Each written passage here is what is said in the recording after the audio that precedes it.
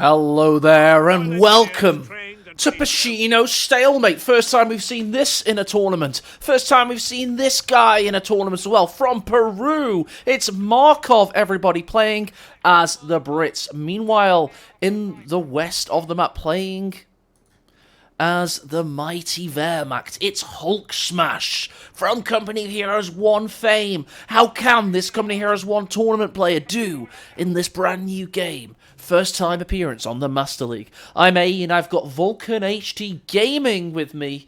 How are you doing, Vulcan? Hello, hey, Ko. Thank you very much for having me. Yeah, very much looking forward to seeing another Brit Wehrmacht matchup. This is going to be an interesting one for sure. It really is. And Vulcan had a fantastic first performance in the game we just watched, Nagano-Alpern. So he's already right at home as the resident co-caster for the day. But this is a very different map and a very different scenario now, Vulcan. These players aren't quite the uber mega elite tournament winning players of yore. These are the guys that are in that challenger tier, vying to get into position to be the best in the world. So maybe some of their play will look a tiny bit more similar to some of our own. Yeah, I'm already seeing like the sandbag thing that I was talking about before, where if you don't make the sandbag wall long enough for the Grens, they get sniped off the side, and they trade really badly. So you need to make those sandbag walls nice and long, which isn't something that I think comes over like in Code 2. You'd always put down like just a couple of sandbags right on the point, exactly. Put the barbed wire in front. Whereas now a lot of the top players are building like really long sandbag walls. Everybody needs cover. Even us. Well, this is a true strategy wargaming YouTuber. He'll tell you all about the structure and formations of sandbags. This guy goes deep, and I love it. I absolutely love it. Meanwhile, Markov's got his second infantry section out, so it's 2 Royal Engineers, 2 sections, and it's looking like a Grenadier-based build with an HMG, the Maschinengewehr 42 for Hulksmash. He's on an urban-based map, very much like the Semoir of Company of Heroes 1, and of course he's going to have his MG42 out. Yeah, that MG42, if he can get into that church early on, can put a lot of pressure on blue side fuel, which would really, really take the tempo away from the Brits in this matchup. But one thing we definitely want to see is a sniper. The sniper is just the key to beating Brits, because they just can't deal with it. They just can't. No, they can't. And let's have a little bit of a party over here. We've got Royal Engineers joining the party. This is realistic warfare gaming. Who's going to win here, Vulcan? Look at these projectiles. Oh, somebody's just thrown up a bit of wood into the air. This is much better than Warno, Vulcan. This is what you came here for, my friend. Yeah, imagine shooting point blank and not hitting anyone.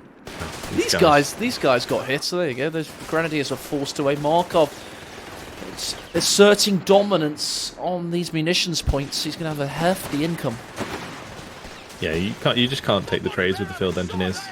Like 2 pioneers is the same as 1 field engineer pretty much in those matchups because MP40s versus Stens at close range is just pretty rough for the MP40s.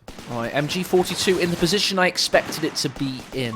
Little old rank 400 AE over here. This is how I use the MG42 on Pacino Stalemate. You're basically protecting the flank over here and the flank up here. Or, as Vulcan says, you can, if you're feeling brave, try and get it to the church. Meanwhile, Grenadier is really low, but he's got his MG42 to protect him so he can carry on capping and carry on the fight. I think the MG's lost line of sight, so those rifles are actually going to recover behind the hedge there. Oh, yep. And they're going to be able to potentially snipe these on the way out. Not quite. Bit of light cover from the crater there, helping out for certain. The good thing about Pacino, I mean, it is a map that is growing on people. If you don't want to fight in the centre, you can just push and take the +10 fuel. Sorry, on the sides, you can go through the centre and take the +10 fuel. So there's multiple ways to play it. It can be a bit stalematey at times, however, it must be said. We're losing a victory point. Isn't the map called Pacino Stalemate? Yes, Vulcan. You will learn that I'm always joking, even when I'm not. Your sarcasm just goes over my head sometimes, man. Yeah, I used to cast with a guy with Stormers. We had this, basically this dynamic. We had it for about 5 years. I'm never so sure he actually ever got when I was joking. So it really does work. So welcome to the club, my friend. Welcome to the club. You just don't change your tone of voice whatsoever. No. It's like it's the same tone. It's because I'm dead inside. Playing Company Heroes for over 15 years will do that to you. It will do that to you. Okay, we've got Panzer Grenadiers with a possible bundle nade in Markov's future. They're going to hunt down the infantry section for now. Interesting. He's going to put a lot of pressure on this rifle. They've got to be super careful. Oh, that's so much DPS coming out of the Panzergrens early on. Like, these low VAT rifles just can take so much damage. He's even going to run onto the field engineers and force them off. This MG might cover the Panzergrens, so the other rifles have to leave, but he is getting flanked. Yeah, Markov. He may have lost a squad there, but he's got a good flank off at least. Panzer Grenadiers are helping out, though. Everything's helping out. The MG's just going to hold the line. Yep, it's worked out. He calculated correctly. Well played by Hulksmash. I think it would have been better for those rifles to be focusing the Panzergrens as they moved on to him. Oh. MP40 is banned. I don't think it is. Surplus of command points, Commander. It's not. No. He's banning units! He's banning units mid-game! Oh, the breakthrough is banned. Oh, that's fair enough. If we go over to here, he's just informing him that you can't use the breakthrough capping, which is fair enough. Gone for the smoke instead on the left side. Yep, there we go. So it would have been this, and he's not gone for that. And it's indeed gone smoke bombing run. There we go. That's I was helpful, wondering though. if we were going to see the MP40s early, because this is the idea with the double Pioneer start, is that if you stack it with the Grens with the MP40 upgrade, they can really do a ton of damage at close range. But now these field engineers have flamethrowers, and his Pioneers on the Wehrmacht side do not. That's not going to be helpful at all. Big shout out to Markov for the chivalry and the sportsmanship, however. He's a Master League veteran, is Markov. He played a lot of the CoH3 Master League tournaments. So he's just helping this Co-1 guy who may not be accustomed to reading before playing, which is a pretty vital skill. So well played to him. MG re-emerging. This thing has already gotten 3 infantry kills, and he's pretty kind of lucky it's still a full squad, because of course he did hold the line with it, and he looked out, so good for him. Yeah, we didn't see any Jaegers yet though, which is really interesting. Like going into Panzergrens is pretty much locks you in temporarily, so like he's really going to have to find more value. He already found the squad wipe, of course, with the first Panzergren squad. Maybe if he doubles down on it, he'll be able to do pretty well into them. We are going to be seeing the Humber finally come out of the Brits, though. Good unit for this map. It's a good unit for most maps, but especially this map, because of course it's got many shot blockers, and you can keep it alive for a lot longer. Key to playing with it really well, Vulcan, is to just be patient and let it just slowly cause attrition on your opponent's manpower economy.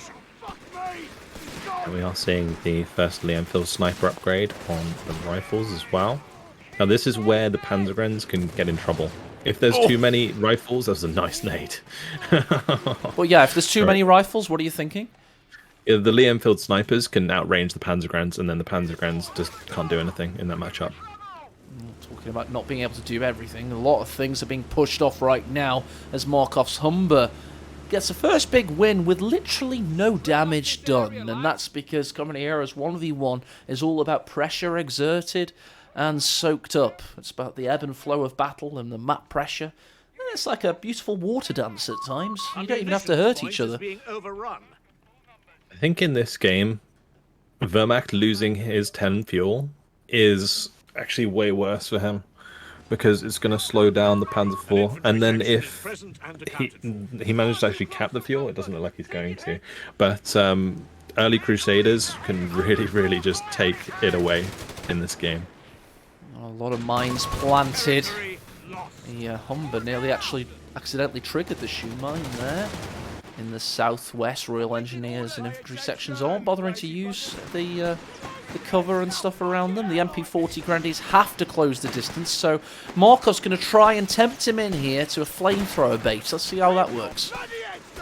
MP40s will still get a lot of damage done at this range, even with the flamer. He just needs to make sure that his Grens kind of stay spread out.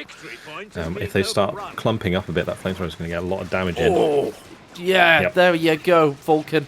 Your words were a prophecy, as they're absolutely demolished. However, there was a flanking Panzer Grenadier, so Royal Engineers in peril. Humber, in turn, trying to help their mounts. So, yeah, whatever you This can is do. one of the problems with going Panzergrens, is that you can't deal with the Humber early. If this was a Jaeger, there would already be a Panzerstruck, and that Humber would already be dead.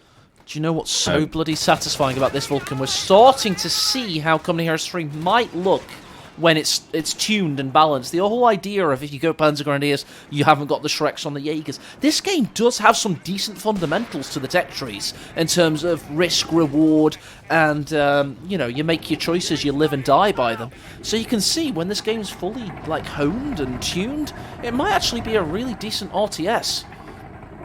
I'm actually really interested to see the Stug come out. Stug is a really strong tank because it's one of the tanks that has enough armor to bounce like Crusaders in the front. Yeah. So it's pretty strong, and if he can find the kill onto the Humber here, he can leverage his Panzergrens to mow down some more rifles now. But for me, the Stug's best quality is Boy's AT doesn't basically force it off instantly. It can kind of just face that frontal glacis, the low profile against them, and it can do a decent amount of AoE as well. It's not terrible. Even this variant, which is of course an anti-tank variant based on the fighting in the steppe in Eastern Europe, but it's still pretty okay at AoE.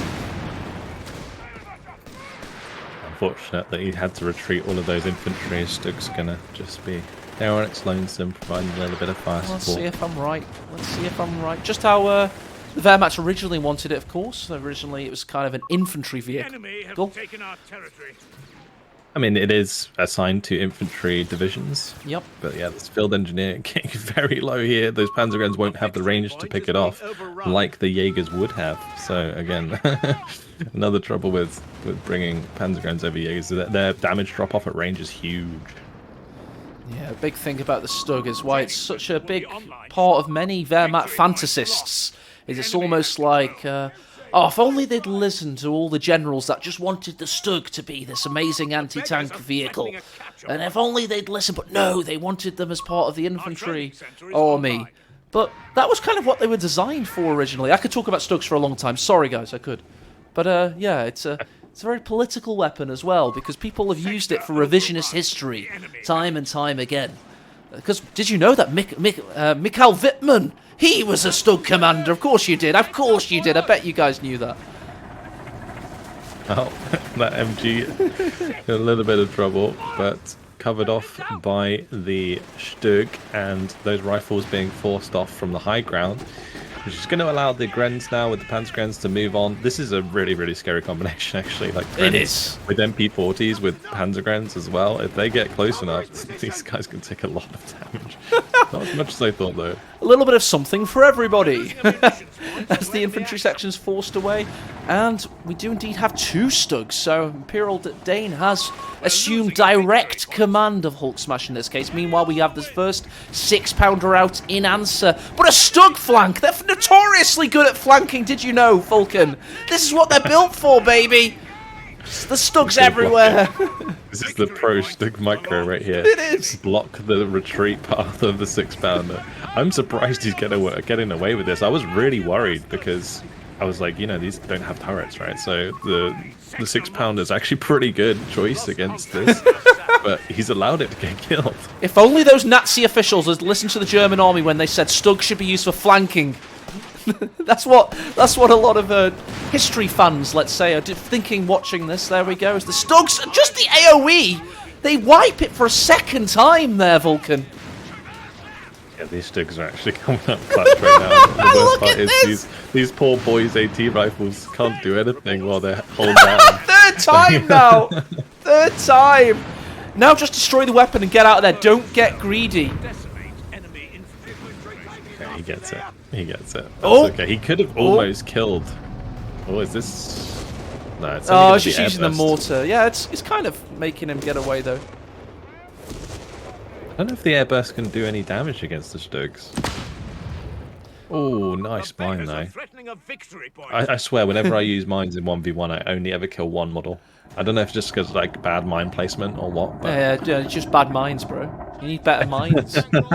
You're not mining well enough. Mine better if you Victory can. point is in enemy hands. I always watch like other people and they like almost full squad wipe with mines. Dane's having the game of his life out there. He showed up in chat. Of course he has. It was I'm on his. surprised he backed off. He could have just stayed hold down and shot the bunker to death, and then it would have opened up the base completely.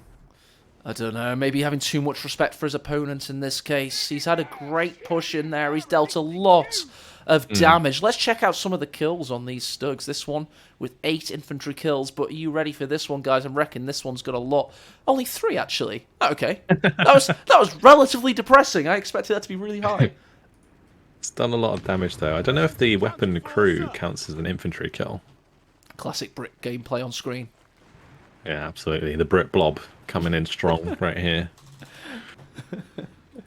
How many AT rifles do you need to one-shot a Stug? I wonder. Just the Brits in Honestly, that became the play, right? It really did. It was like, how many AT guns do you need to one-shot this particular vehicle? And it was how you would play Brits. Just Brit commanders with charts. Damn it. The enemy holds all victory points. All victory points in Wehrmacht hands right now. Hulksmash, he is down on the victory points after a dodgy start, but he stugged his way back into this one. Meanwhile, the Humber's up to 5 infantry kills. He definitely has been patient with this thing. We do have a Pack 40 built though, so Humber has to be careful. Meanwhile, the boys are on the run. They get inside the church, but here comes that Sturmgeschütz. Territory sector lost. You can just see how little damage the boys there does to the Stug, and the Stug actually getting a huge amount of damage and actually getting the kill. The wipe onto that squad. Huge, absolutely huge. That was a point-blank blast for 35 munitions. And, yeah, that was pretty much point-blank. That was devastating. The battle falls in our favor. That was crazy. Okay, this is something I want to try myself now. Bringing out the unleashed Stugs.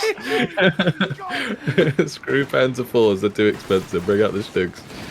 Oh, that ability, man. That was gross. People often asked what Imperial Dane's impact on the partnership program for Relic was with community development, and we've now seen it. The point-blank blast for the Stug. Meanwhile, the Matilda waltzes onto the map. This thing is going to have to be backed up by a 6-pounder, and Markov knows it. He knows that the boys AT aren't enough to combat the Stugs at this point in time, so he's going to have to get another 6-pounder. He's going to have to play patiently with the Matilda, and hopefully by the time his composition's ready, Vulcan, his victory points aren't too low.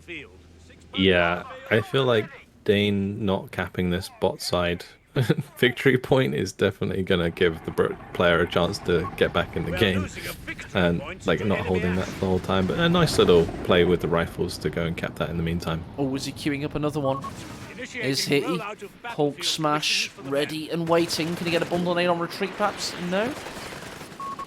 Sorry, I'm calling. Yeah, my bad, guys. No, it's alright. It's confusing because Vulcan, you're very good at casting CoH3, but obviously there's a lot of community members and people, and I'm talking about a very famous caster in chat, by the way. That's the. It's just because on my screen I don't have the the UI that you put on it, so I can't see who's who. That's a good point. Very good point. Matilda is being tentative about getting onto the field, and maybe mines planted around. Indeed, there are. There's a shoe mine right there, actually. We've lost a sector. Oh, AT gun. Not getting any damage onto the Matilda. The mine-friendly fire the damage. Stugs, indeed. It's got engine damage. We've had a squad wiped elsewhere in the north, by the way. This Stug just took out a full infantry section. Meanwhile, yeah. Oh, but the Panzer Grenadier wipes the AT gun just when he needed it most. Yeah, and that Panzer Gren's going to be able to do a lot of damage to this rifle. Markov here going to have to be super careful. Pack 40 in the north of your picture. Back. Oh, yeah. Yeah. We've got 2 of them. 2 AT guns there, firing away. So the double Stug, double AT gun is actually really, really nasty for this Matilda to deal with. Nice defense here. That's really nice, and he's destroying a second 6-pounder now. Markov is well and truly on the defense for the foreseeable future. Bloody bad show. The enemy have the lead. Humber gonna have to dip into cover pretty quick, but these AT guns, he's got to be really careful. Yeah, he's gonna lose that one very quickly. And meanwhile, those pioneers on the top side might kill off that 3-vet Panzergren. Not quite. No, not quite. And they them turn and now prey. Predator becomes prey as the Panzergrenadiers try and kill them. They get the kill. It's bloody chaos out there, Vulcan. It's all dying. Under fire. Absolutely, but at least getting rid of one of those AT guns is very, very nice. He needs to Allows capture it now. Matilda. If he captures it, Vulcan, he can be back in this. Indeed, he forces away another Panzergrenadier. The Matilda's coming in really clutch right now. He's also got another. Here we go. We've got Humber pushing in. We've got Smoke as well. There was another wipe onto another Rifle Boys squad. Now the Humber just going through the smoke. The AT gun does get captured, but Yes, it does. and he's going to get away with it. Oh, he blocks in the MG, and then the mortar kills it off. Stug is in peril. Meanwhile, Humbo dies to the follow-up Vet 2 Stug. Heroic actions there from the little armoured car. It did so much to help Markov's cause, but ultimately dies as a result. I mean, the worst part right now for Markov is he's only got 4 units on the map. He's lost both of his boys' AT rifle squads that he had. Now it's going to be the Stug blocking the Matilda, so the Pack 40 can just fire away. The other Stug coming in here on the flank. Yeah. Oh, Oh, but that stolen Pack 40 was covering. Meanwhile, Matilda's facing the Vet 2, trying to delete the pack before he can. And a Faust comes in from the rear. One of our anti-tank be destroyed. yeah, that Matilda might still be able to do a lot of damage to that squad, though. He's savouring himself for the second game now, Vulcan. He's decided, he's shown his force here. He's not going down without a fight. Just enough to let Hulksmash know this is not going to be an easy series. GG, well played. 1-0 to Hulksmash.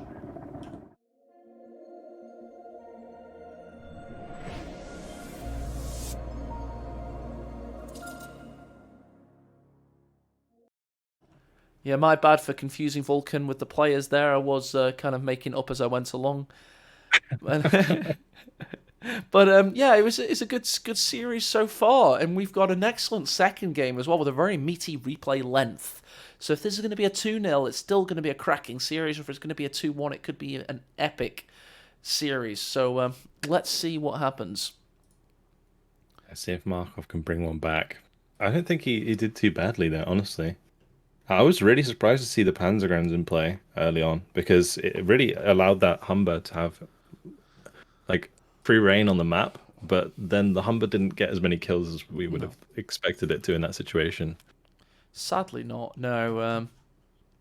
It's just, that's what I'm saying. You can kind of begin to see how the game's going to look and work in the long run with you when you see little things going on, but then you see big things like the Stug being, incredibly overpowered and stuff like that, and then you realise, okay, it's just going to be a bit of cheese. And we just have to see if one player's cheese can counter the others, and in this case, Stugs were just too strong. So let's see what happens in the second game, again on Peshino Stalemate, as the players reverse Axis allies, and we can see how Markov performs as the Axis.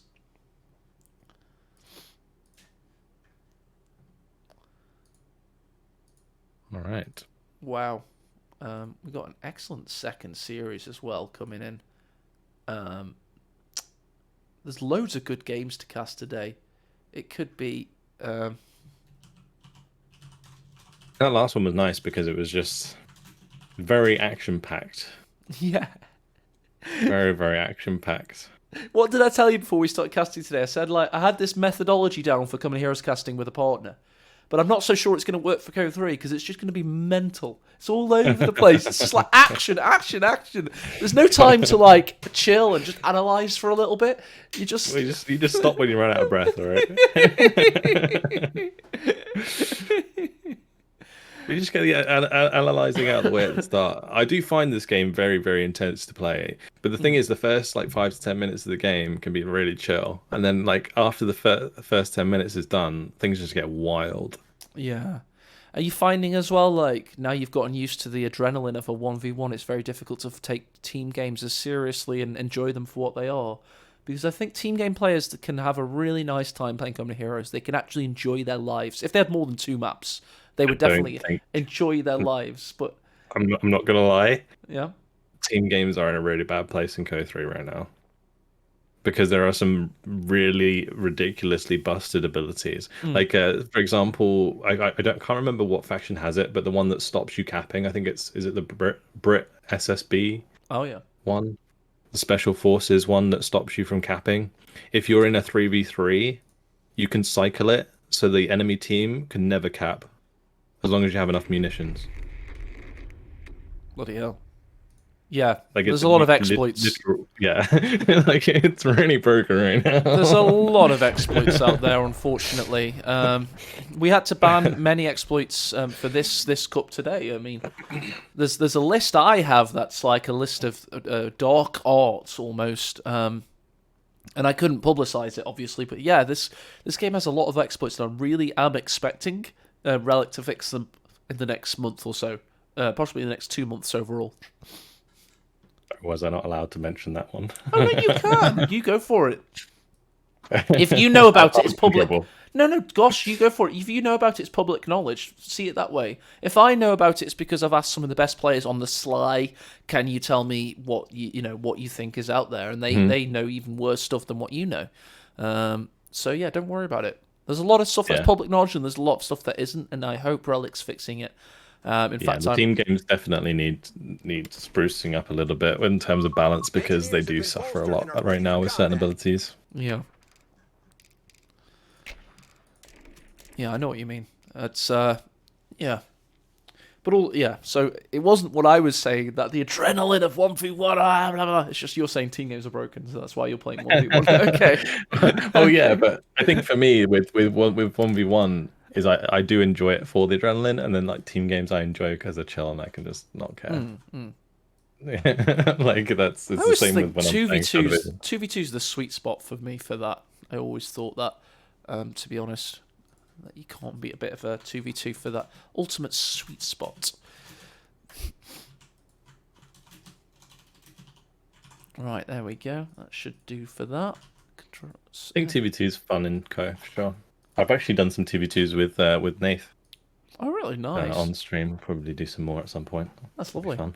Good, sounds like a good pairing. All right, and dudes, I think I've got everything set up for game 2.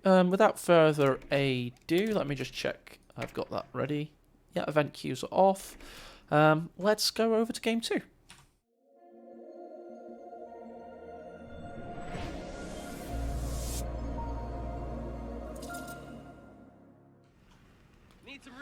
And here we go. Here's Hulksmash's United States Forces revealing the fog of war, brought to us by Yan252, by the way.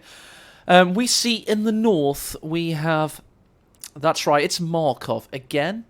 No, not again. This time it's Dak. You can never predict which Axis faction we're going to see. We had a complete factional reversal, Vulcan.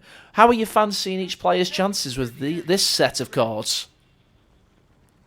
So, I think...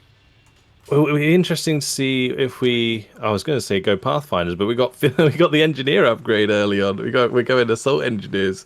All right, so we'll probably see a Jeep out early, and hopefully we will, and he can make some work happen if he starts blobbing these up a little bit. You can get a lot of value out of these very early on, but they don't scale very well because they don't have very good abilities. They do, however, have those flamethrowers, though. It's a good map for flamethrowers. 5-man flamethrower squads is not to be sniffed at. And, yes. Sure, but he leaves himself very vulnerable to Dak A-Rad. Because he won't have early airborne. He'll have to rely on tank busters, right? With the double bazooka, which really die very quickly, even though they had the health buffed. Well, there you go. It is a good map for bazooka play, though, with a lot of sight blockers, so could work out well. Meanwhile, Markov's just going to go for classic Dak play with the often seen Italian combined arms, the faction and commander combo that AE used to get to top 70 when it was busted. And I'm not proud of myself. I'm not bragging. I did it when the boys AT was bugged. and I knew it was my only opportunity to get in the top 100. I'm that kind of person, Vulcan. I'm that kind of person. Don't worry, Go. I'm pretty sure most of the top 100 used all of the gross strats to get there. Oh, okay, fair enough. You made myself feel slightly better there. It was my placement games as well, so... Anyway, let's not talk about me. Let's talk about these two actually good players who are branching out with Assault Engineers into the centre, to his own sandbag position, Berziglieri. Vulcan has a better pronunciation. I'll let him handle that. Berziglieri. Oh, I like it. Sounds like a voice line. Berziglieri here. Right. There you go. We got two of them in the center early on. I'm surprised he's got them both in the same place.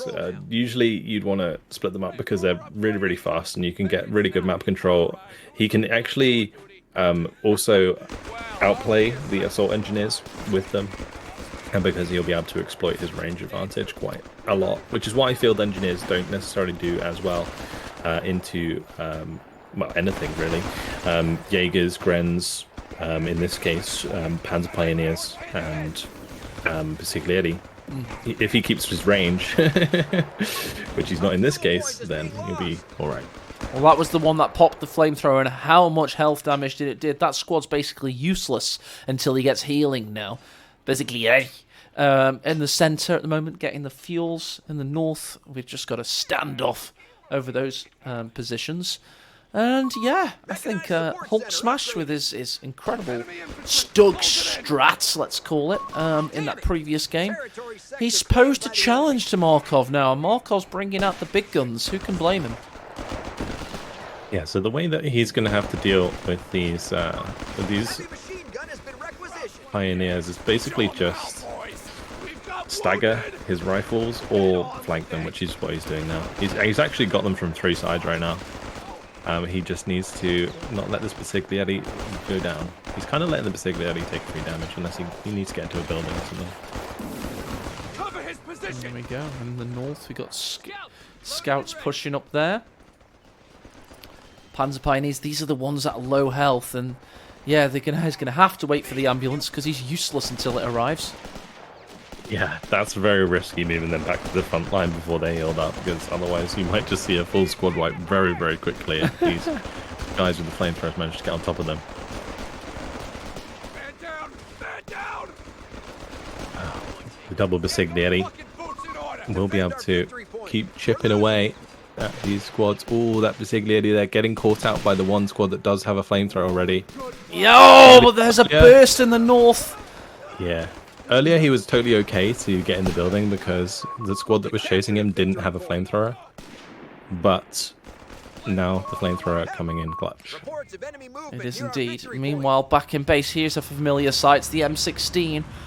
I mean, what's your choice to counter this? Is it the 2.5-ton medical truck? Is it going to be the counter we need? Oh, They're going into battle against each other. This is really, really bad. You do not want to be moving that out of the base at the start in a 1v1. In a team game, you get away with it because the map's so big, but in this case, that's really, really risky. He is lucky that did not get split. If that got spotted, that could have been game over. He could have just trundled over to him and finished things, I think. Yeah, there would have just been double Berziglieri wipe, med truck dead, and then you just kind of hoping that the Panzerjäger call-in can save your bacon. Well, let's check where we're at on Markov's base. They've just got you right! Good game sense there, Mr. Vulcan. He would have been hoping indeed that the Panzerjäger were ready, and here they indeed come right now. They are available, and here they come.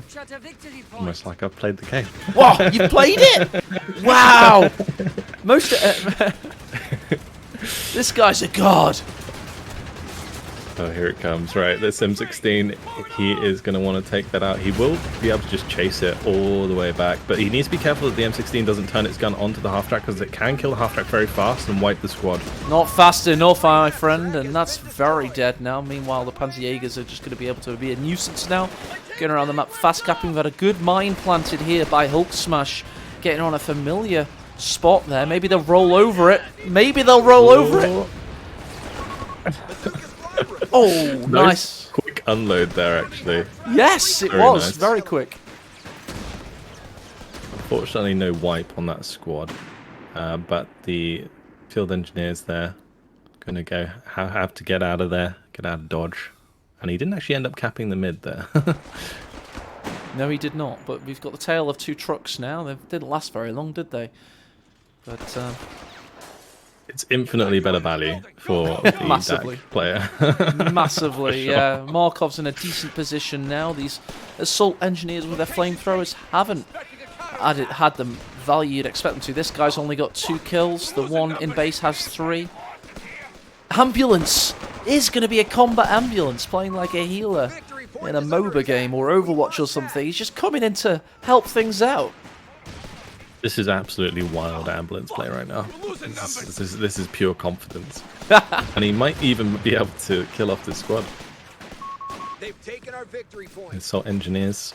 Very, very close here. The Basiglieri do have decent range damage, but it's not going to be enough as the other field engineer is going to save the day and block that.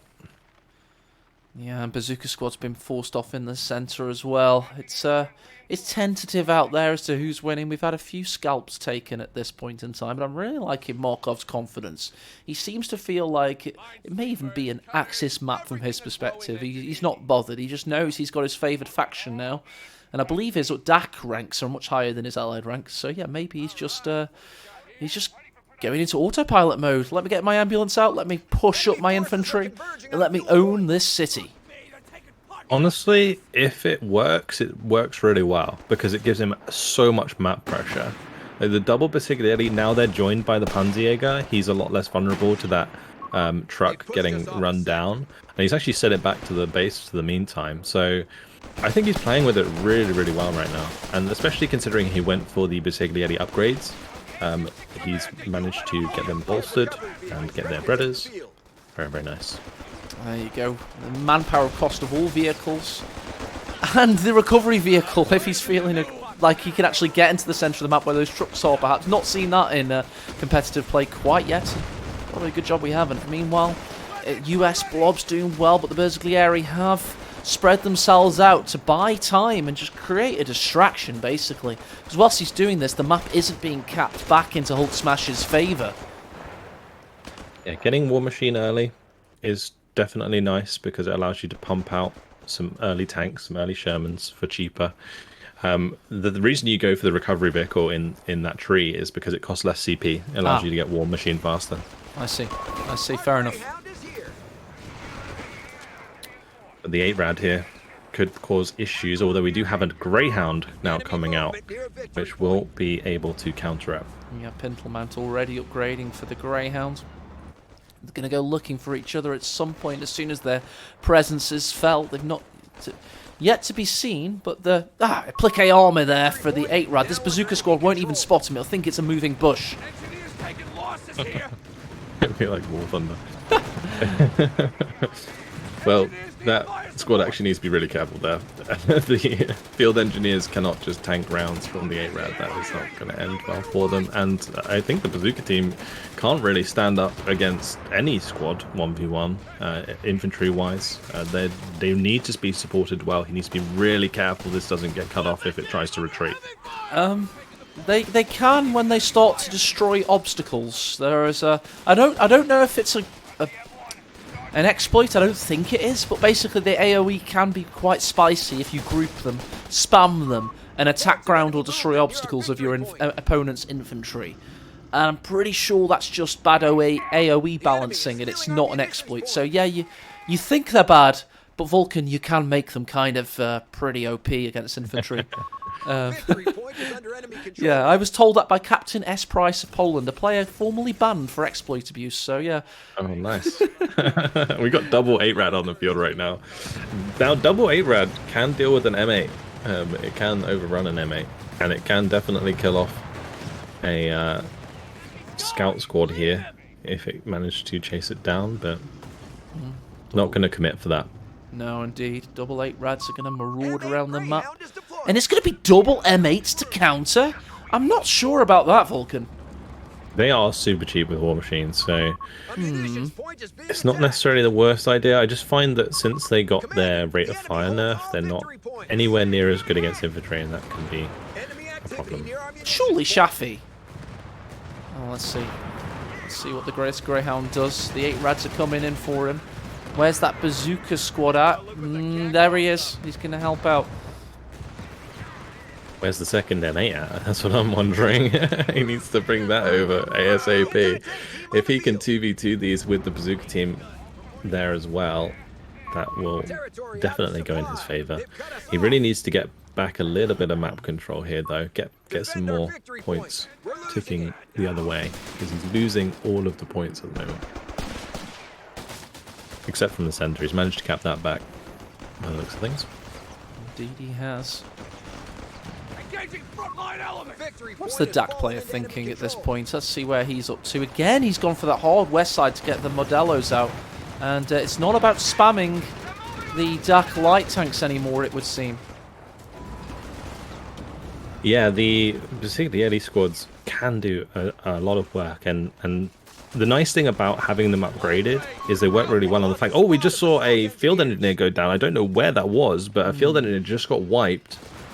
Possibly could have been down here. There's some action down here, but meanwhile the M8's forced away Bersley area and the Panzerjägers. We've got a lot of action at the moment. We've got a flanking squad down there doing some capping.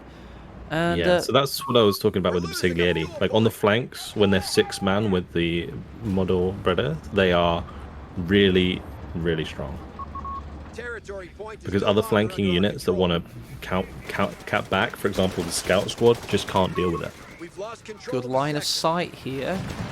Overviewing the M1AT gun. The 8 Rads are just buying their time, but here comes one of the M8s going toe-to-toe with them. Engine damaged on both. He hits a mine, I believe. Double engine damaged on both of them. Can Hulksmash take advantage of this situation? Is that Panzer Pioneer trying to repair? Oh, no. Trying to repair. Being the operative word. Well, I wonder if he was the same engineer that laid the mine as well. It's very likely his only effect on the situation there was to lay a mine and then die. Another squad might go down as well. Losing both his Panzer Pioneers would be so annoying because he won't be able to repair. Oh, here's another kind of Stug. Yep, here's another Stug. This time it's the D variant, which is even better at killing infantry, if that was possible, as it makes its presence felt. This AT gun has a lot of work to do here. That MG's got to be really careful. That building might just disintegrate any second. Oh, just got out the back door in time. Held together by God's will, it would seem, and the MG is able to get out of there. So now they're Bersiglieri gonna be able to do a lot of damage. Yeah, that field engineer going the wrong direction, I think, for briefly. Now running away. I think the US player here, Hulksmash, really needs to just regroup and set up to deal with the double 8 Rad Stug, which he couldn't unfortunately capitalize on. Here we go, we've got the Panzerbuchers putting a lot of pressure on this M8 in the south. I mean, let's just look at the map and figure out whose position we favour. It really feels like it just does favour the Wehrmacht position to come pouring into the central kind of assembly of buildings. I don't know what to call it. It's a small village, let's say, and I really favour the Dak's positioning, just inherent to the map. Vulcan, what do you think? Yeah, I think he's definitely got better position, and the cover works much better on that side because you have like the longer line of houses. Yes. Other than the church. It's a funnel. It's a funnel. This bridgehead into a funnel. So I think it's always going to favour the guy that's at the wide end of the funnel, let's say. Yeah, you've also got to deal with being funneled over the bridges as well. Yeah. Over the bridge, which is irritating to deal with sometimes. But the worst part right now is Hulksmash hasn't really been trading very well with his infantry, and it's given him a massive manpower bleed. So he can't use his fuel to get Sherman out, which is really, really making him suffer right now. No, if he had a Sherman on this field against the double Marder Stug... Oh! Sniper's been built, but nice. Sniper might not last very long. He was ambushed by the Panzerjägers there, but the M8 was ready to save the day, and the Assault Engineers causing a lot of damage. So yeah, Sniper's first action on the field was to die almost. There's some nice capping coming in on the top side. He's found a little bit of a hole in the defense, so he's going to be able to get some resources back here. Although he's got a lot of units stacked on that one flag, which is something you don't generally want to do. No, he's just listened to your Vulcan. He's splitting them up now. But the DAC vehicle army of doom is starting to assemble itself. We're really hoping to see Tank Depot up in base soon for Hulksmash, so he can start making use of this 140 fuel. Yeah, we might just see him go Martyrs and then kill the M8s and the 8-Rads just run down the infantry. That would be a pretty simple way of cleaning this up. Yeah, it is looking like that situation. It's almost like the DAC are expected to win this game just based on the power of the DAC in this particular map from this particular scenario. The maps were vetoed into existence by the players, by the way, everybody in chat. We've got 4 maps in rotation for this tournament, and they wanted to play Pacino Stalemate, and here we are. Again, this AT gun, gotta get some good damage in here, but double Stug is gonna obliterate the AT gun if it sits there. It's doing a runner. The M8s are gonna try and come in on the flank, but still have to be careful of the 8-Rads shooting them in the rear, because they can take a lot of damage that way. They just can't get in there. It's from too wide of an angle, and the DAC guys got strength in numbers and multiple lines of defense, and it's so difficult to make something happen. Hulksmash just needs to turn off his reinforcement, auto reinforcement, and just save a bit of manpower, get the depot, and get Shermans. That's the only way I think I can see him getting back into this right now. Unless he goes like double AT gun and finds some good vehicle snipes. Like that could also work. And one mine here. There we go, engine damage, very weakened 8-Rad. This is his moment to shine. The Greyhounds steam into action. We've got the M1AT gun following up as well. He has gone double AT gun now. So if you can get a sniper onto this, that'd be really nice. Although it's just gone out of line of sight. That's unfortunate. Although the one on the bottom side is still engine damage. So the M8s and here come the StuG's as well. And he's got artillery coming down. This and the airstrike. Oh, brutal. Utterly brutal. Oh, M1 down. The AT gun. Nasty. Goering saving the day with the strafe from above. Those Stukas obliterating everything in front of them.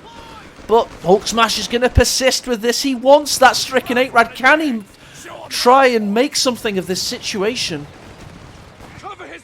I'm not sure what the field engineers are trying to do there. They were spotting for the M1, but they just weren't in a good position. Meanwhile, here we go. We've finally got the M8 ready to go. StuG's are ready again. They just love war. This is very, very overly aggressive here from Hulksmash right now. These StuG's are creeping up. The M8's now reversing into combat. He wants an 8-Rad. He's sacrificing his life to kill it. He finally sees it, but the turret isn't focusing it. Oh dear, that's dodgy play there. That's very dodgy play. Yeah, what he needs to do is make sure he right-clicks that 8-Rad so it focuses it and then keep it on the focus vehicle as well. StuG's. Might be able to get out of there, but let's see if HG can wipe it out. There it goes. That's definitely got to be game for Markov. I just think Hulksmash is surely raging right now because he's not been able to pull anything off there. It all went so wrong so quickly. He is definitely Hulk smashing his keyboard right now, I'll tell you that much. That was unfortunate micro, and the blobbing was punished massively, and losing that AT gun is just curtains. I think he tilted as well. Somebody in chat says I think he tilted. I think there were big signs of it. The 8-Rad had a damaged engine, and sometimes you're like a moth to the light. You see those criticals fly up, and you want to make something happen. But the American Army's going to put all of its hopes on the little Shaffy that could. Just get the tank depot, man. Like, the Chaffee is a nice choice if he'd gone Chaffee instead of M8, like you said earlier. A long time ago. Yeah, a long, long time ago.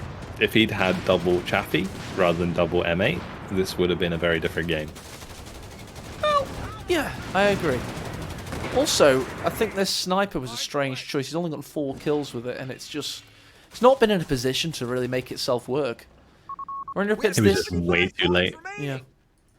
I'm not even sure what he's trying to snipe with it either. Sometimes like against Wehrmacht, for example, the counter to Jaegers sometimes is double sniper as US, right?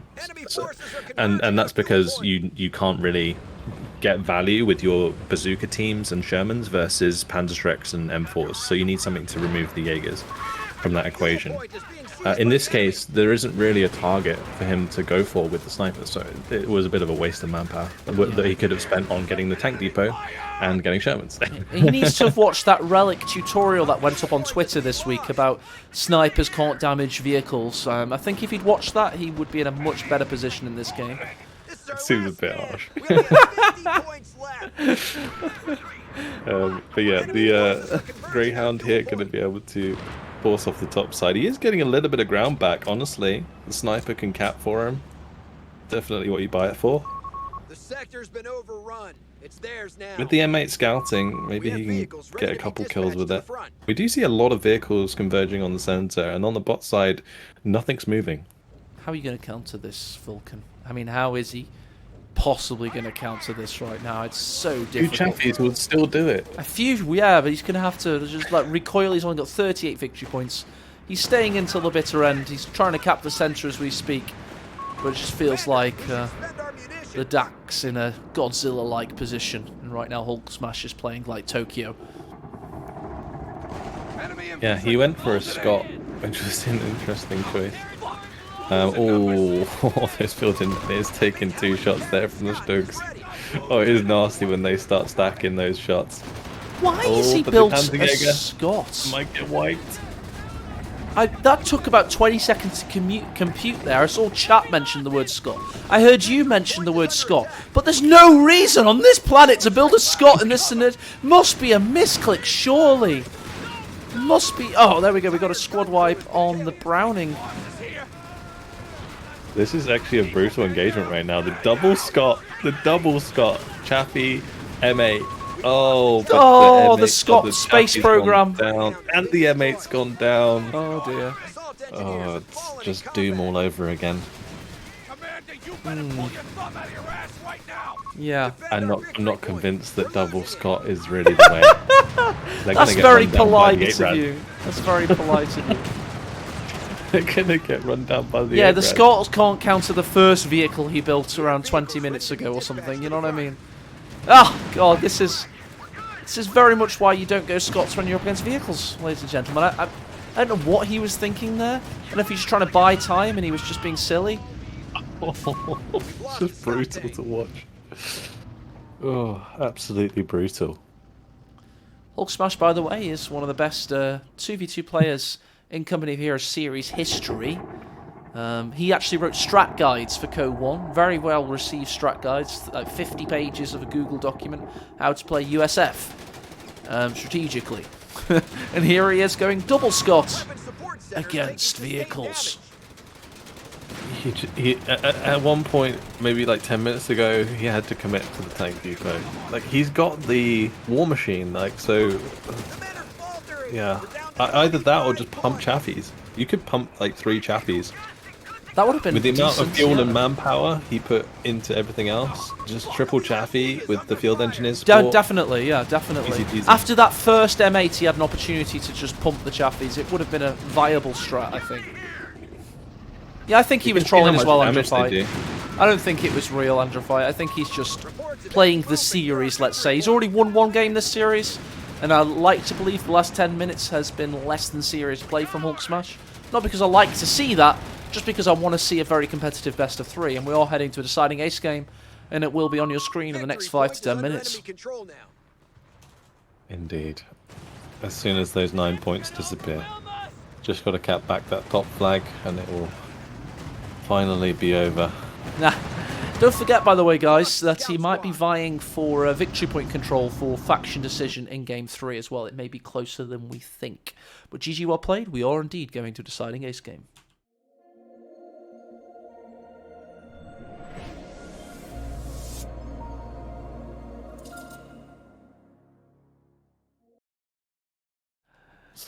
Vulcan's laughing. He had very pleasant words to say about that previous game. Dude, that was a strategic masterclass. That was great stuff.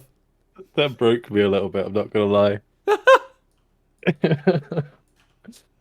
Oh gosh.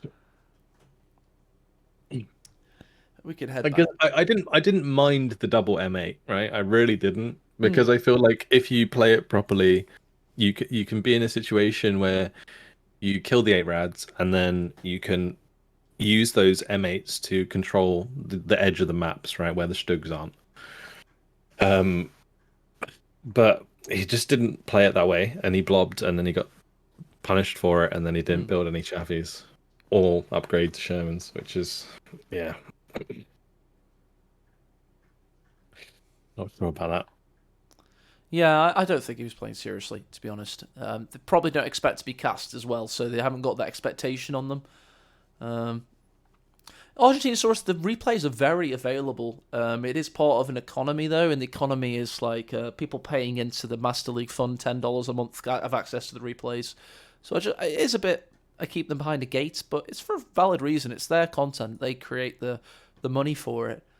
So I just say to them, they can share them, they can give them to casters, they can do what they want with them. But it is behind that paywall, unfortunately. It's not a very expensive one, though. And you get loads of other perks as well, so feel free to check it out. So you go It's always nice to have prize pools. Exactly. And humans are great, but they're also, they need a bit of incentivizing to put their money in the pot sometimes. Yeah, and also the money that gets put in the pot is incentive for the players, so you get better games. So you've got to see it that way as well. That's why I call it an economy. I'm trying to build it like as I don't want it to be cringeworthy how it's gated or anything. I just want it to feel natural. No, I didn't, Thylom. It hasn't adjusted for inflation. I'd rather have it low and manageable and the weight of expectation. Multiple tiers, right? I did originally have that. The best way to get the most money out of people, I'm an accountant at the end of the day, was my original system, which was 5, 20, 50, 3-tier system. And I gave the third tier more perks and stuff like that, and more voting power and this kind of stuff. But to be honest, it was too much admin. It wasn't worth it. And also, I had too much money. You don't have to give them more. No, but also I had too much money. It was too successful. Oh, okay. Is that a bad thing? Well, I don't profit from this, and I don't want to. Yeah, but you can like invest that into graphics or whatever, right? I did, got some decent graphics and stuff at the time, and for the CoH3 one. But to be honest, it's about the right level right now. If you consider the amount of exploits in this game, the amount of bugs, the amount of lack of polish, do you really think we should have thousands and thousands of dollars in the prize pools? Maybe one day. Maybe give it a year. And then come that time, I won't be expecting the fans to fund it. I'll expect the publisher to fund it. You know what I mean? So for me, I've got it exactly how I want it. $1,000 income's more than enough for this prize pool. Yeah. So it's not like I don't know I can't get more out of the crowdfunding. Don't trust me. Yeah. Once we got loads, do you want to see the biggest we ever got? Have a look at this, Vulcan. I ran a website for it and everything. It was a one tournament. Raised $14,000, and we had a live tournament in Manchester. Prize pool is that? Or is that was for charity? the event. Yeah, the most I've ever put up for a prize pool was $2,000 for the first place. Okay. Because I think that's about right for Company Heroes. 2,000.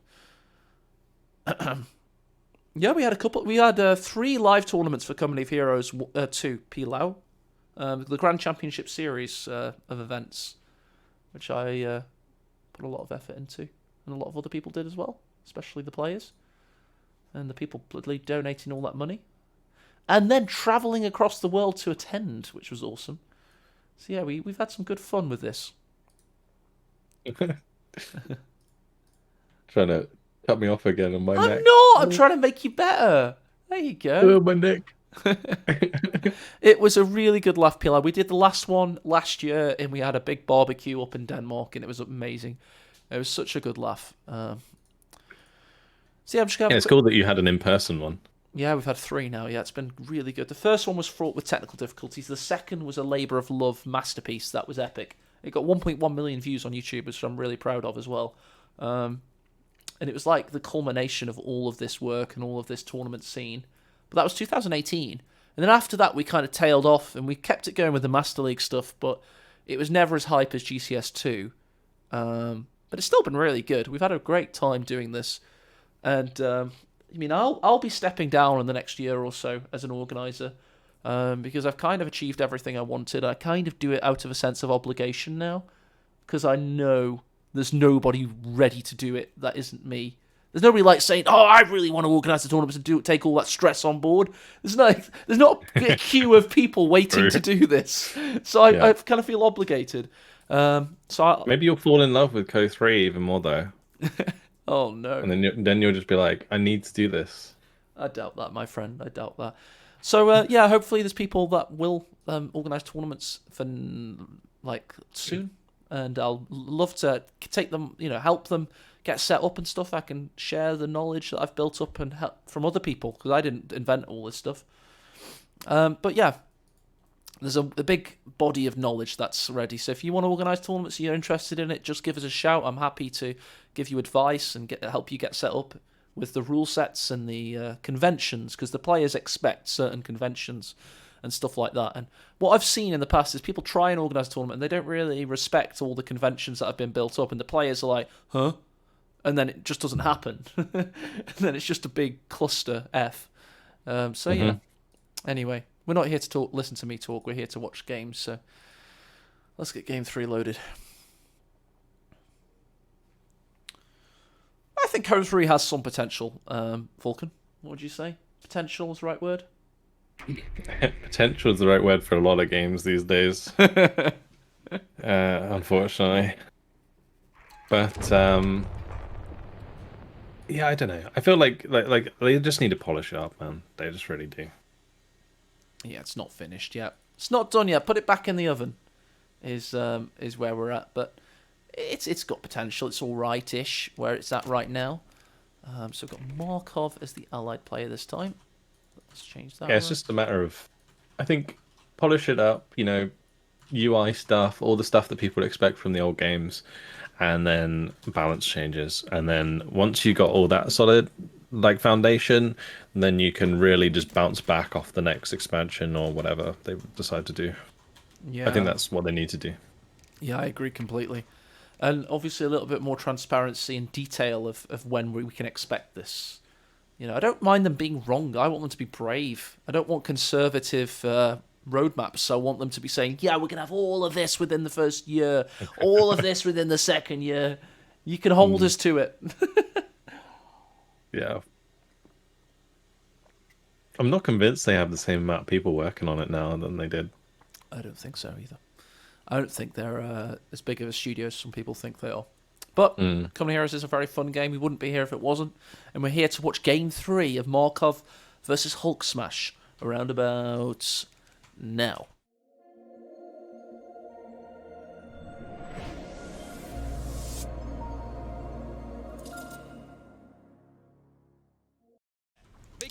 Hello there and welcome to Game 3. To YouTube timestamp users, this is the third game in this best of 3 series with Markov of Peru playing as the Brits, as you do. And in the northeast side we have Hulksmash's Wehrmacht. This is the newly reworked version 2 of Crossroads for Company of Heroes 3. I'm here with Vulcan. Have you seen this map before, Vulcan? Hello, I have not had a chance to play on it. I have seen it. It's a good one, and it's been made much bigger now. The reason it's been made much bigger is to allow for all that juicy vehicle play that Company of Heroes 3 brings, and to make it slightly less stompy from a USF Rifles scenario. So the cutoffs are now way further away from each other than they used to be, meaning you can't just hope to control both cutoffs of your opponents, stomp them with Browning automatic rifles or, I don't know, recce sections in a Humber or whatever it is as Brits. It is a much bigger map than it was last time we saw it from ML1. So big shout out to White Flash Reborn, the MVP map maker in Company of Heroes history, for doing this rework already. Great work. Yeah, this is actually looking like a pretty spicy map for Dak now as well. A lot of nice flanking opportunities, zooming 8 rads all over the place. Oh yes. So Markov Brits versus Hulksmash Wehrmacht. These guys are very evenly pitched players. They've already won 1 game apiece. And I want to know one thing from you, chat. Who do you think's going to win this game? If we can start a poll, if the moderators know how to do that, it's a /poll. Do Hulksmash Markov. I want to see what chat thinks and who they expect to win this one. It's going to be interesting. I feel like first game, Hulksmash did really, really well and controlled the map. In the second game, he kind of just, it felt like he threw it. So I would put my money on Hulksmash in this game, but we'll see.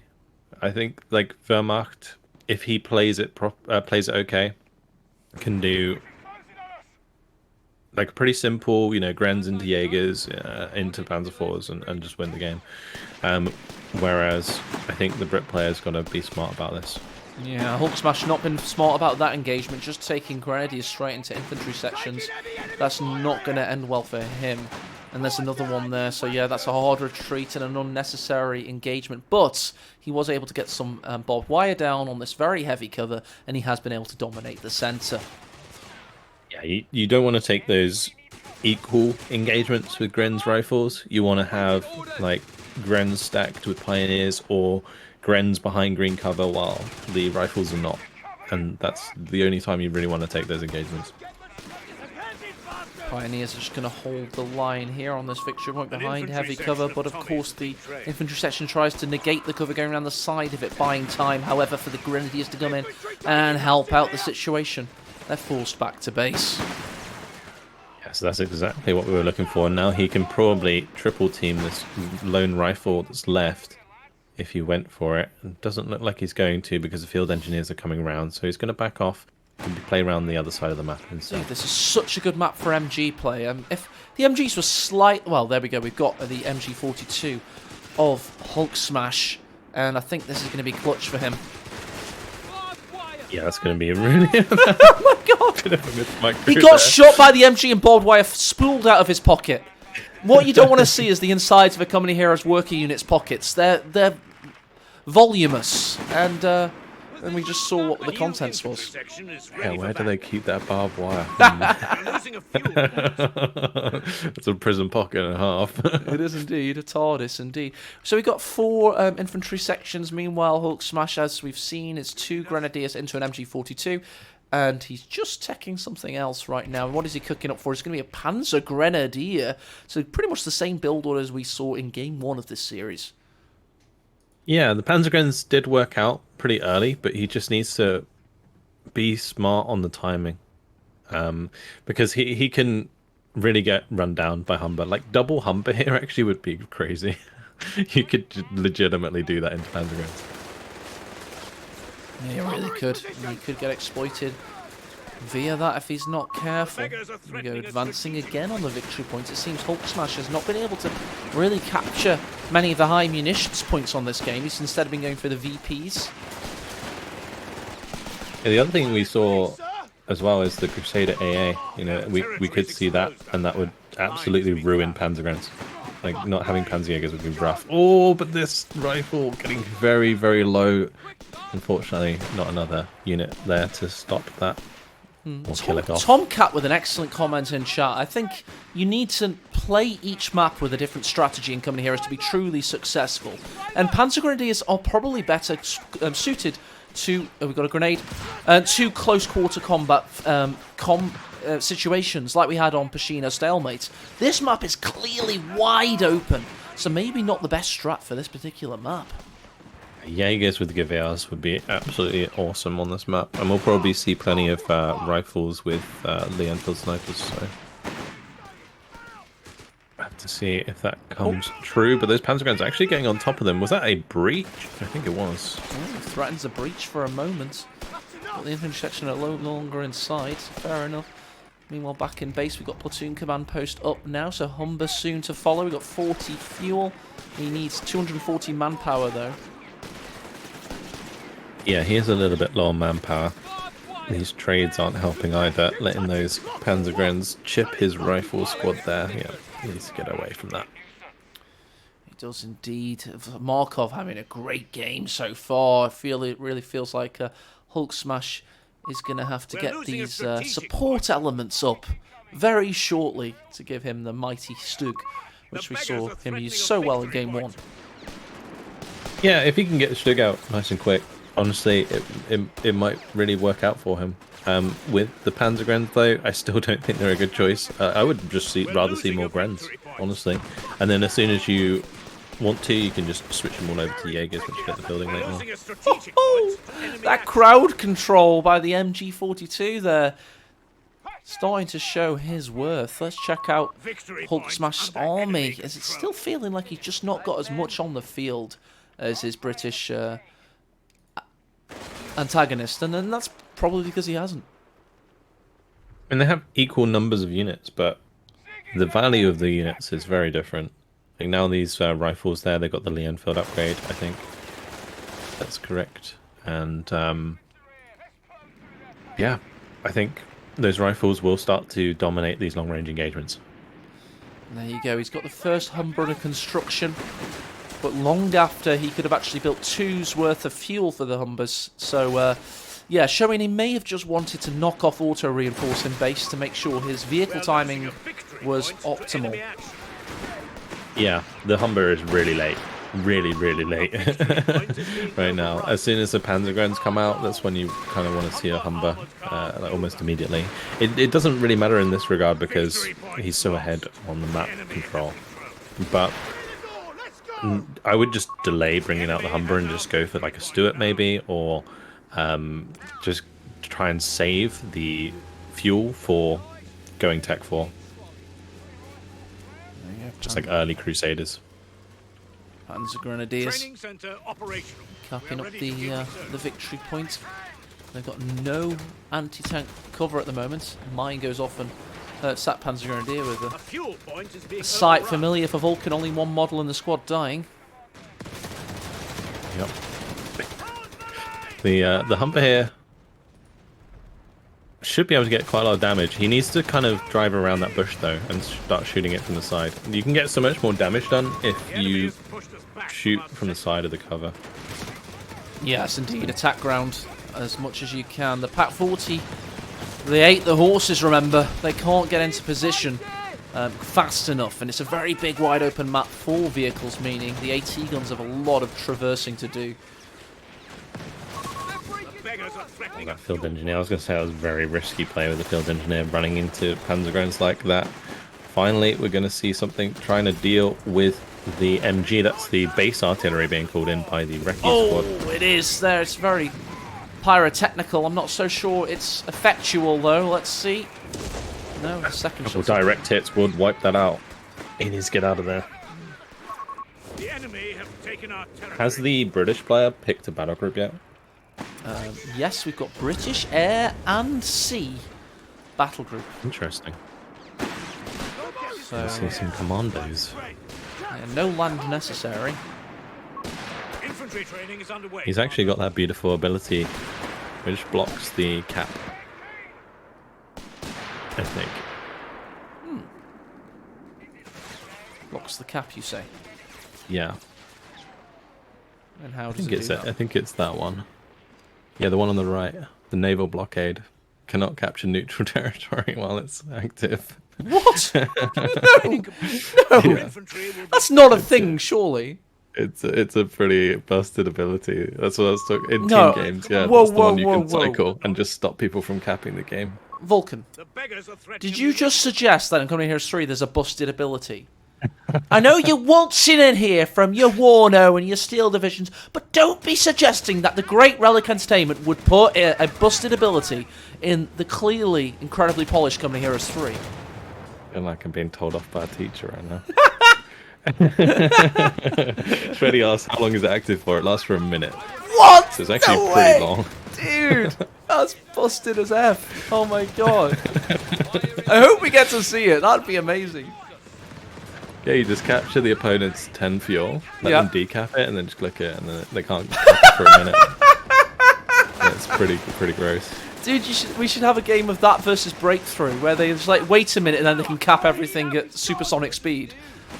So yeah. Yeah, but you just click it, and then it basically counters the breakthrough. And what's the completely. cooldown on it? Does it have a cooldown? Oh, I think it's pretty long. I think it's 3 minutes. Oh, okay, okay.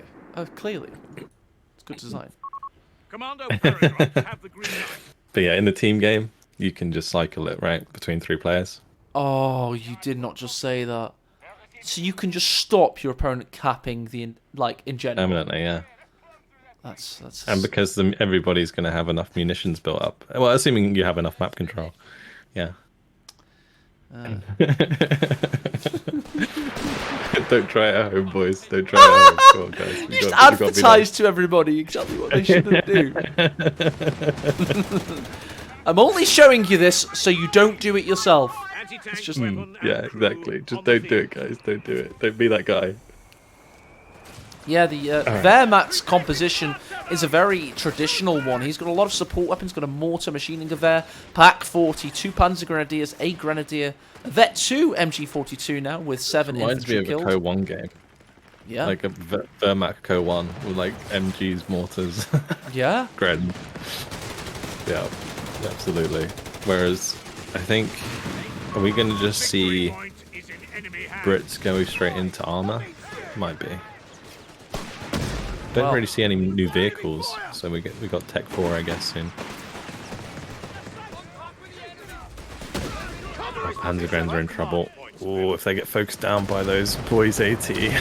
Yeah, they're doing some nasty work at the moment. Meanwhile, Hulksmash is trying to cap around the east of the map whilst he's being pummeled in the west. The machine gewehr again is going to have to come in clutch, but Markov's going around the outside of that cone of fire with more infantry section. Oh, he's just going straight for the AT gun. He's going straight for the AT gun. Oh, he gets pinned by the MG right on the corner as well at max range. Oh, that's clutch. That is clutch. Saves his AT gun. 8 infantry kills on the Humber now. That Pak 40's not shot it. Barely at all, really. I don't know how it's got as much veterancy as it's got. And look at the accuracy on this thing. It's non-existent. Pak 40 are drunk. Absolutely drunk out there. We've got 2 AT guns out on the side of the Brits now. Yeah. Yeah, we have. It's a bit of a strange decision considering we've not seen a Wehrmacht vehicle, but we know we are going to see the StuG's this game, most likely. Oh, skill planes. Oh, here they come. Oh, no. Oh, no. Oh, no. They have been nerfed significantly, but aren't they anti-tank only? Yeah. So they don't target infantry. Anti-tank rocket loiter. Well done, they Markov. don't target infantry. Oh, God. That is such a waste of supply. He's got. It's 180 munitions. It recently got. Are there tanks on the? Sorry, are there tanks on the map we can't see? Because he's got double AT gun into tank later. Is this like an April Fool's Day replay or something? Didn't you get intel that this was a good matchup? Yeah, Stern Panther, who's my number 1 admin. He's been adminning these events for like, better part of 5 or 6 years. He said you've got to cast this series. Resource caches. He didn't know it was like this though. Well, at least he can use the AT guns to cap. Yeah.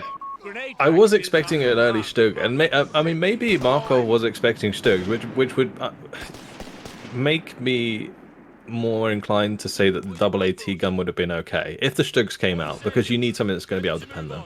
Vulcan, but it's capping. In terms Look at of that. yeah, that's what I said. That's what they're for. That's amazing. It's working perfectly. I don't get what your problem is. Both of them are doing it. No, well these are doing it better. You can't deny that's not good capping.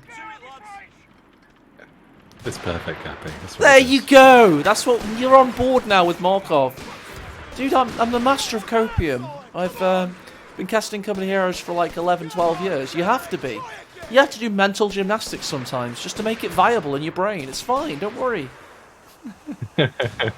Come with me and you'll see a land of pure imagination. Jerry's not giving up. I really would like to see the off-map. Oh, sorry, not off-map. On-map 25 pounder be used here more often from these recce squads. Yeah, we've only seen it once. Clear out. His munitions is really high. He wants to save it for another anti-tank rocket loiter though, so it's understandable. Humber with a great little boost across the road there. It's currently gotten 13 infantry kills. It's getting really close to veterancy 3, where it'll have access to Probably really descriptive vet abilities. More increased speed, more acceleration, health, sight, and rate of fire. He's 1 pip away from that. Yeah, the Humber 3 vet gets really scary, actually. The Panzer 4 actually coming out. Might That's never nice. get there. Ooh. That Pack 40's got him in his sights attack ground, but he's way out of range now. Panzer 4 is indeed on the field, as remarked by Vulcan. He's going to come straight down the centre with the pintle mount upgrading as we speak. And yeah, it's going to be interesting. I almost feel like he should have just not bought any tanks. Like, the way to win in this one as Hulksmash is just get more Grens, get Jaegers. Oh, definitely. And just win that way. Like, why bring a Panzer 4, double AT gun, anti-tank loiter? You've already seen it all. We've all won those mid-level auto match games before when our opponent overinvests in AT and we just say, okay, I'll not build the T. It's happened in many a Company Heroes game. But in this case, he hasn't built the T, and it's this Panzer 4. Yeah, let's see if these AT guns can actually find it, though. It's actually quite... this map is actually pretty big. So, like, these AT guns have a long way to go. Yeah. To find, like, the right position. You know, they're moving to the right side of the map. If the Panzer 4 just goes to the other side of the map and kills Humber, then, like, he can just take ground. Oh, Stostruppen squad. Very nice. Yeah. They are terrible. They're a very expensive unit. They look cool, though. They've got a cool icon. They do look awesome. Matilda infantry yeah. support available for Even with their MP44 upgrade, which costs 90 munitions, they're still trash. You think? Yeah. There were The times- only time that they are good is when they... Sometimes when they cover other infantry, like the MG34 can be good, but the MG34 got nerfed, right? So you can't fire it on the move. We have So munitions ready to I really feel like if we do follow camera on the Humber, it'll just show you just how fast it is. Look how fast the camera's moving. And the Panzer IV's got him in his sights. Where are those AT guns? They're nowhere. They're a mile away in game terms.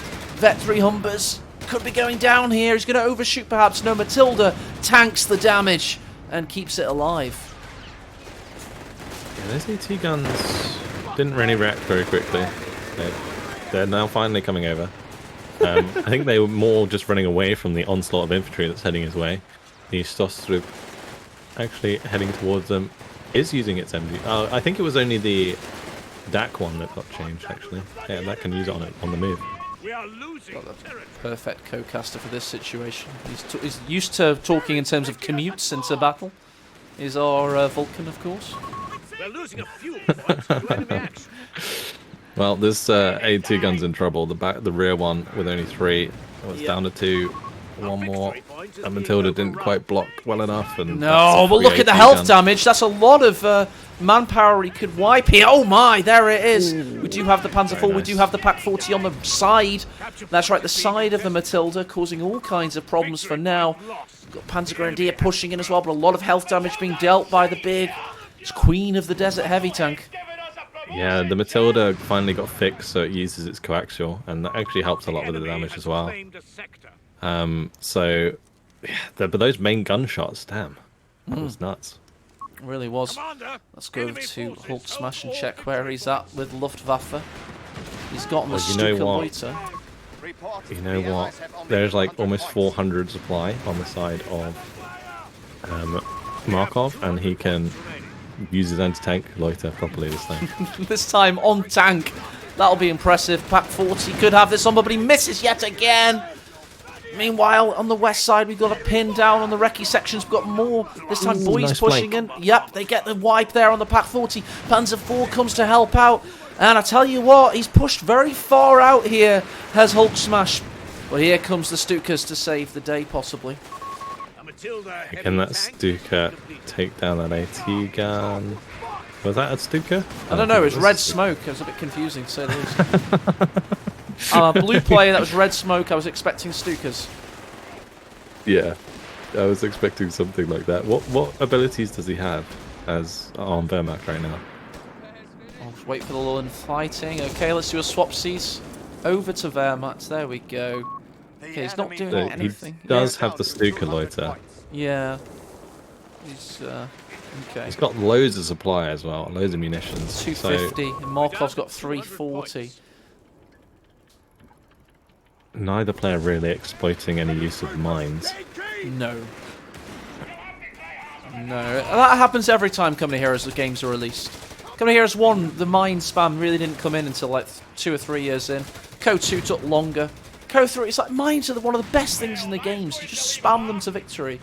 But for whatever reason, players always forget they exist when a new Company Heroes game is released. Unless your name's Alpern. Alpern did great use of them against Nagano earlier today. Yeah, that was nice. With double Matilda now on the field. It's actually pretty scary for the Panzer IV. We're backed up by the Pak 40, it might work out. That Panzer IV is going deep right now. It really is. It is indeed. Right. 2 Matildas, 3... it's a stolen Pak 40 and 2 6-pounders. So this build from Markov's a hefty one. He's going to have 2, you know, traditional gaming tanks, I'll call them, as in they actually sponge damage and they're pretty decent, but they're all about being an arrowhead. And then he's going to have the 3 anti-tank guns coming up behind. So that's a pretty dominant build order, really. Yeah, honestly, Markov, if he gets a really good loiter, anti-tank loiter on the Panzer IV when he goes for an engagement, it could be huge. Like, he could just run over his opponent. Although he doesn't really have much, can deal with the infantry. Like, the Matildas can be so hit and miss with those shots. Sometimes they just do no damage, sometimes they just kill multiple models in one shot. One thing he's going to have to watch out for is victory point count, and Markov's gone northwest right now to cap that VP, and he has to, because he's in double-digit figure land, and that's not a psychologically good place to be in. And here he comes, he's going to have to push in the arrow right now. The Matilda's backed up by 80. Let's see what can happen. And the loiters, dueling loiters, I believe. That's right. It's all going down right now. Oh my god. Planes from every army. Oh my god, don't look at the planes, Vulcan. You'll want to refund your game. They're not finished yet, I don't think. But those Matildas need to keep moving. They can't just sit there and take that. They can't. A lovely, lovely hit there. Lovely hits coming in from these Matildas onto the infantry. He's done a ton of damage. Oh, but flank comes round, takes out one of the AT, takes out 2 of the AT guns. Oh, that's actually, nasty. Both of them been taken out, but now this infantry's actually under threat. Everything's pinned, suppressed, and being taken apart by the planes from above. Matilda's got good shots off on the Wehrmacht infantry, but both 6-pounders indeed were decrewed. The Panzer IV was not in a fit position to push in, though, thanks to the threat of rockets from the sky above. Gotta be careful, there's one more loiter strike, I think, if he stays in it. He just doesn't have line of sight, so that Ju-87 can't engage. And now it's finally left. You know what the planes are like, Vulcan? I think this is a good analogy.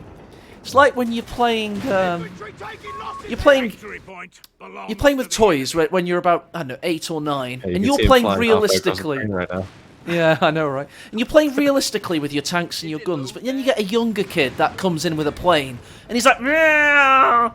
You know what I mean? He doesn't play realistically enough, and it annoys you. And you're thinking, man, come on, make it realistic. The plane is controlled by a 6-year-old. The plane model. He's just like coming in, and it's like, he's breaking all suspense and immersion. Somebody needs to mod in a child's hand holding it.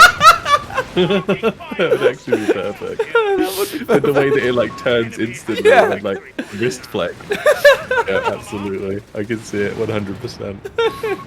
I'm glad that was an analogy that hit the mark. It was a brave one. Anyway, we got victory points came in with a surprise cap with the MG there. So Hulksmash trying to finish this game off before the Brit blob can grow too strong, and he's done a decent job. He's managed to appreciate the victory points even more. Big problem, yeah, is the victory points right now.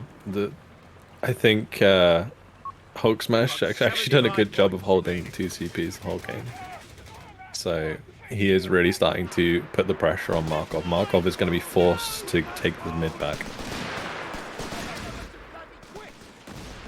He is going to be able to get rid of those Grens, at least. So he just needs to get a unit onto the cap ASAP and get his AT guns lined up and ready for the counter push, because no doubt Hulksmash will not let that stand.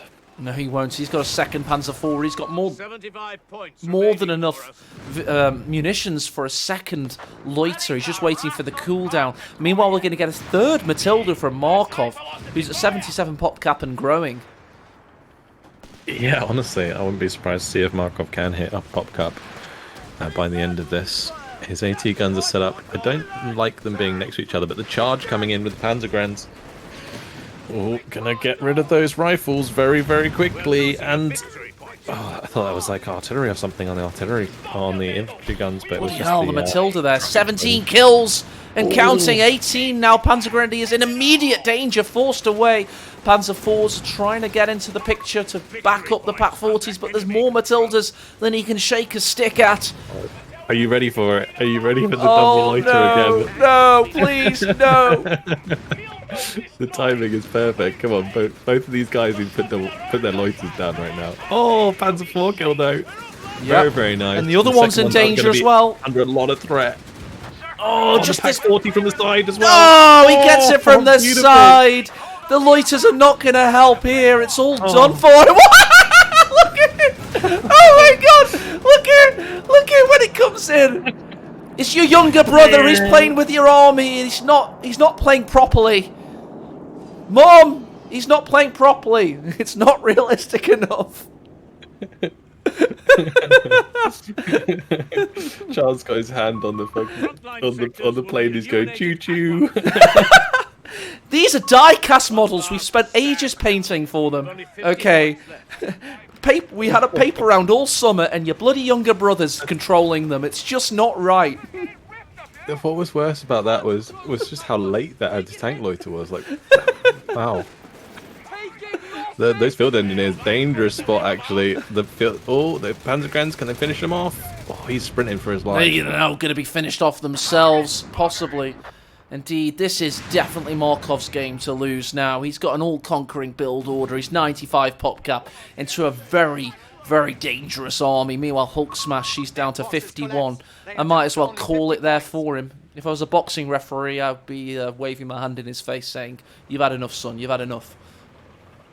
Yeah, honestly, these rifles come back onto the field. They cap like the entire map, and he gets base camped. Like, that's pretty much what happens from here on in. Another unit going down as well. That AT gun's just going to get overrun. Now these Matildas have 2 vet. They are super scary. Like, they can probably just face tank that and kill it. Oh, skill planes. Yep. That's AECO's skill. Nice smoke though, nice smoke. Oh, These nice. the Matilda smoke is actually pretty strong. Although I think they can still get strafed, yeah, with no smoke by the skill planes. They are going to be able to get out of there. I think they're out of the way now. Best thing to do against planes is drive sideways, never drive backwards or like. Nice, yeah, that's a really good shout to be fair. If you go sideways based on the way that they're coming in, then they miss all the time. Down to 250 points now. All these Grens. If he loses more of these infantry, there's just no way back in. And unfortunately, those planes not getting any kills is pretty much curtains at this point. He's got a lot of fighting spirit, though. He did go for the Eastern Victory Point. He's trying to buy himself time, but if you look at his army composition of no tanks, yeah, it's done for. This is very much, by the way, it's come here as one style play because they do not tap out and GG early. They carry on playing. The CoH3 guys, they tend to tap out when the writing's on the wall more often and more soon. So it's not bad manners from Hulksmash, it's just like a community variance in how people tend to play. That's all it is. I do speak a bit of Co1, basically, I'm trying to say. He needs to get the repair upgrade for those field engineers, because these Matildas are going to take ages to repair. They have so much health. Yeah, definitely. You could do with that, definitely. He's got now, that's right, it's 4 AT guns. It's 2 packs, 2 6-pounders, and 3 tanks. Might as well turn them off attack vehicle only at this point. Just start hammering infantry squads to death with them. It's a good shout. It's a very good shout. When CoH3 was in a very messy state and we had big tournaments for it back in 2013-14, this is pretty much the most powerful build order in CoH2. It was massed heavy tanks with massed AT guns. and it won quite a few tournaments basically. We're losing a victory point. Pack 40 has such a wide view range, it's crazy. Does get wiped though. Now the MG under threat on the left in the meantime. Oh, Engineer getting very low. Now the Panzergren's going to try at close range. The rifles actually might die. Yep. Nope, they're going to get away. Oh, MG gets wiped though. Second MG now coming up to get wiped as well. Oh, this is just brutal. Yeah. Called it ref in chat, yeah. I want to, guys. Oh, I no. can't. I physically can't. But I have in my mind called it about 10 minutes ago. But Belongs to the enemy. Oh, now those Panzergren's going to get chased down by the Matilda as well. Maybe.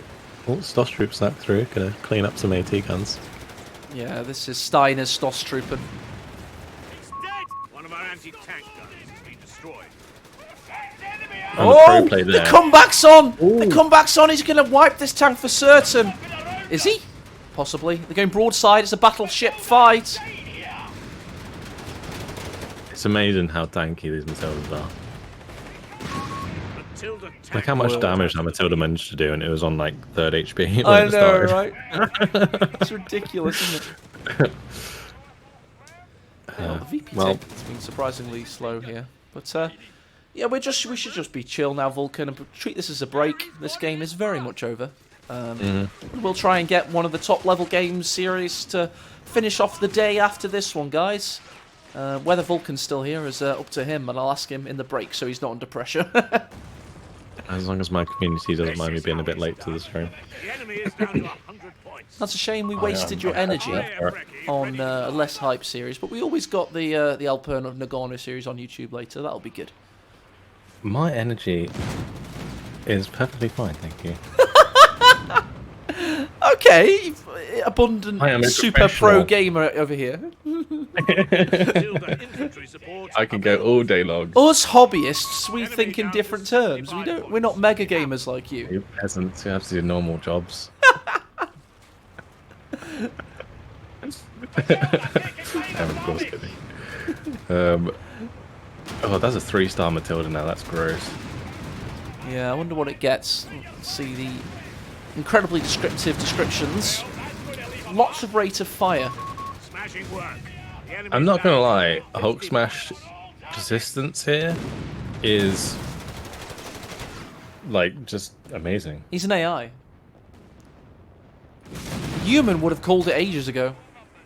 But he's actually He's going for the somehow VPs. he's going for the victory points. He has a chance here. Weirdly enough, no, I doubt it. I really doubt it. But come on, let's just live in the moment, guys. He may actually pull off a genius maneuver here. Imagine if he won. Oh my god. I've seen it has happened in Come Here's history. I've seen it. I've got like 5 games on my YouTube where it's happened. So what's going to happen now is Markov's going to rush to go back, cap those points on the bottom side. The play now is to move an infantry to the top side. Oh, he's got the skill loiter plays. as well. The skill plays as well. He could complete the cap here. He could complete the cap here. He's on the central victory point. He's gotten the south. It's Stoss There's no Trooper way. versus the entire bloody British army. They're going to hold the line. Meanwhile, he's now got the centre. The tick has gone against his opponent. Point is being overrun. He's on 15 victory points. He's smoked it out as well. The Stukas are coming in to help. Please get in the smoke on the bus side. Please get in the smoke. Oh, the Panzergrens might die for that. The Stoss Trooper off. Oh, that's a shame. The fighting spirit of Hulksmash. He fought to the bitter end. All of those AT guns are in disarray. If he'd got in the smoke there, I think it would have been fine, because I'm not convinced that Markov would have fire-positioned the smoke with the flamer. Look how little health this guy has. 4 out of 575 squad. 4 out of 115. That's a very low health Panzergrenadier squad. That's to say the another least. good tip, actually, for newbies. If somebody uses Pathfinders and stands in the smoke, you can fire position into the smoke with flamers, Ready to be used. just to kill them. Once more onto the breach. I have seen crazier things happen than the VP come back against even those odds, guys, so he's not completely mad. He just thought he'd go for it, and who can blame him? Oh yeah, my bad. That was phosphorus. I'll throw it down. Yeah, that was phosphorus, not smoke. You don't want to be standing in that. They're on the run. Oh, We got the jump scare victory. We don't usually get that. GG, well played to both. And, let's go over to greener pastures.